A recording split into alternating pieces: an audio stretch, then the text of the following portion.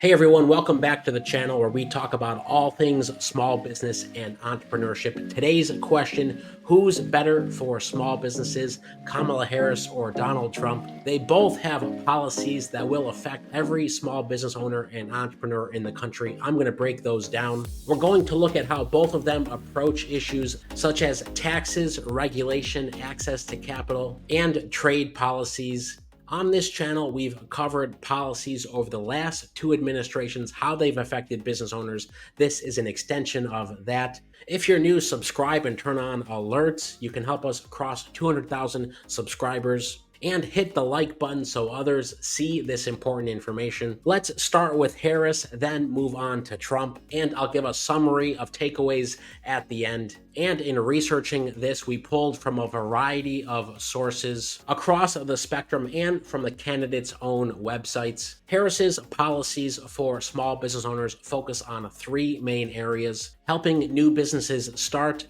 increasing access to capital, and supporting minority-owned businesses. So what does that look like in practice? Kamala Harris wants to boost the federal tax deduction for startup expenses from $5,000 to $50,000. If you're just starting out, this could mean a huge tax break right off the bat. Think about it. Typical startup costs for things like equipment, legal fees, incorporation, marketing can add up to tens of thousands of dollars. This deduction increase proposal aims to cover more of those expenses, making it easier to get businesses off the ground.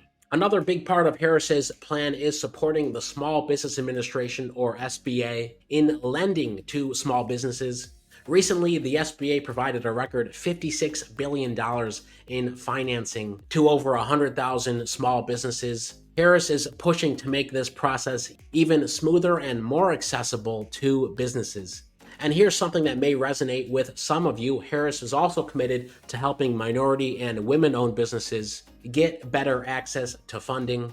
Studies have shown that these businesses often face additional challenges in getting financing, so she's pushing for more inclusive funding opportunities. All right, now let's switch gears to Donald Trump's small business policies. Trump's approach is a bit different from Harris's and focuses heavily on tax cuts, deregulation, and what he calls America First trade policies. One of Trump's biggest proposals for small businesses is reducing the corporate tax rate. He wants to bring it down from 21% to 15%, which would mean lower taxes for businesses structured as C corporations. This could be a big help for companies that pay corporate taxes, giving them more cash flow to reinvest in their business. But if you're an LLC, S Corp, or sole proprietor, this cut won't affect you directly. Another cornerstone of Trump's policy is deregulation. He argues that too much government regulation slows businesses down, so he wants to reduce compliance costs related to labor, the environment, and reporting. For smaller businesses, that could mean fewer hoops to jump through to keep things running smoothly.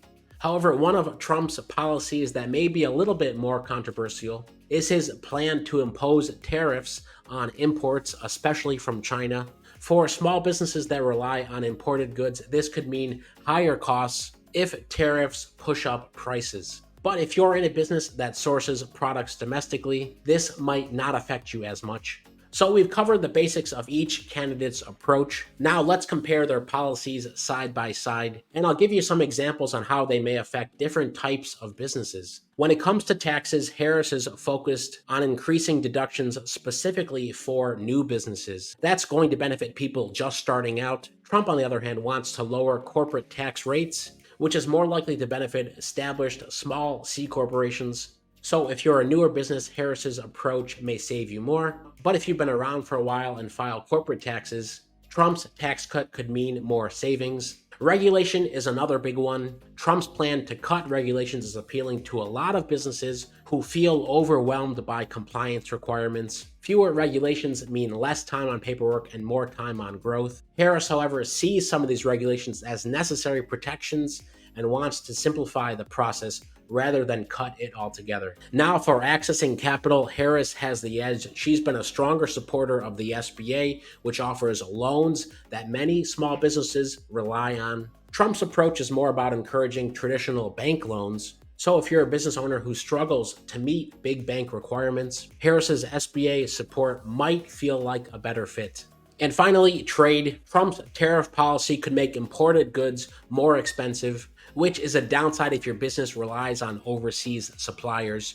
Harris has been more supportive of maintaining existing trade agreements, which might keep costs more stable if you import. So, which candidates' policies are better for your small business or your startup? Well, it really depends on your business structure, what stage you're at, and even what industry you're in. If you're a new business owner, Harris's tax deductions and SBA support could be really helpful, especially if you need easier access to startup capital. But if you're an established C corporation that's ready for expansion, Trump's tax cuts might mean more money for reinvestment and growth. It all comes down to which policies best align with your needs. And remember, these are just proposals. The actual impact depends on ultimately what gets implemented. No matter who wins, there's one thing that will help your business, and that's the dozens and dozens of grants and funding opportunities listed for free on Skip. That includes our own $10,000 grants and weekly $1,000 grants. We give out several of those live every single week. Use the link in the description to create your free account or go to helloskip.com. No matter who becomes the next president, you can count on Skip to help you start, fund, and grow your business. We're the fastest growing small business support platform in the US. Drop a comment below. Let me know what you think. Who do you think has the better approach for small businesses? And don't forget to hit that subscribe button to stay up to date on all things small business and funding and help us cross that 200,000 subscribers threshold. Most importantly, stay well, stay healthy, and I'll see you in the next video.